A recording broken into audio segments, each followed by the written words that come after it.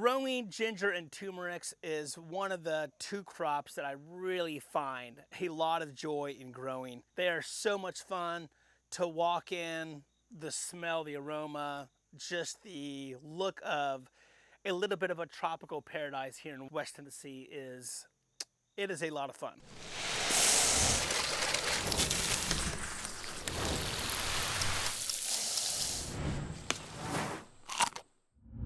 So how I grow turmeric and ginger. What I do is I do save my rhizome seeds from previous year. I'll germinate them in a germination chamber, and that really helps accelerate the germination process. One thing I found with turmeric and ginger both is that they can take a long time to germinate. And if you plant the tubers in soil, especially if you try to pull this off in the spring where it's wet, damp, and cool, oftentimes we can get some of those rhizomes rotting. So I like to put those in really high quality potting soil in an RPC.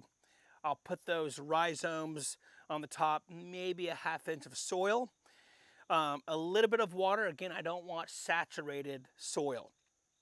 Because the more soaked that soil stays, the more risk of rotting I can get from those tubers. That goes in the germination chamber. It can take a few weeks to get those rhizomes to sprout. Once they get sprouted, I'll take them out. We'll put them in our greenhouse table, and it takes about really 8 to 12 weeks to really have a nice, decent, tall top. They are a slow grower in the spring, but then once we plant this out, this is 2 by 12 spacing staggered. Once we get them in the soil here, beginning of June, then they really start to take off. We're now into September, so we are around 12 weeks, and currently I'm getting about 2 pounds of rhizome per plant, and that came from a 1 to 2 ounce tuber. So once you get them in the ground and you have really good healthy starts, then they really start to take off. What I found for irrigation is they like consistent moisture. So currently I'm doing a really deep watering every other day. And I got that set on a timer. You know, my memory is terrible, so I can't just water when I remember. I like to set it and forget it. So having consistent deep watering is really important. Now, if I was in an open field, it'd be a little bit different because I would have to monitor the soil a lot more. It would take a lot more work because oftentimes in June we can get a lot of rain. And so when you get those really heavy rainfalls, and say if you're growing in clay soil, it can hold on to moisture a lot longer. And I tend to find a lot higher risk to rotting. Or if I grow them under a tunnel like this, where I'm protecting them from the rain and the wind and the hail, then I can control that water. And anytime I can control anything on the farm, because there's so many things out of my control, then I like to implement automation and control as much as possible. And so irrigation really makes sense to me in this context. When it comes to soil fertility, they are a pretty heavy feeder.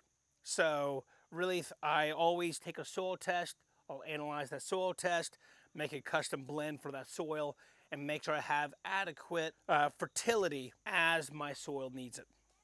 Other than those few things, there's really not much crop care that's required to grow this crop. I don't have a lot of natural pests except for armadillos. We did get some early armadillo damage last month in August when we were going through a drought, and they like to root in our bare soil looking for grubs, earthworms, and etc. Other than that, it is a plant it and forget it.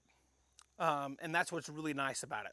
Right now, on this far end, we just started the harvest mainly for fresh baby ginger sales. We'll have enough ginger here to last us till Thanksgiving, and then these 2 beds will be cropped out, and then this bed, so I'm looking at this bed right here, it looks to be the most healthiest. I've got really healthy crowns at the base, very consistent all the way down.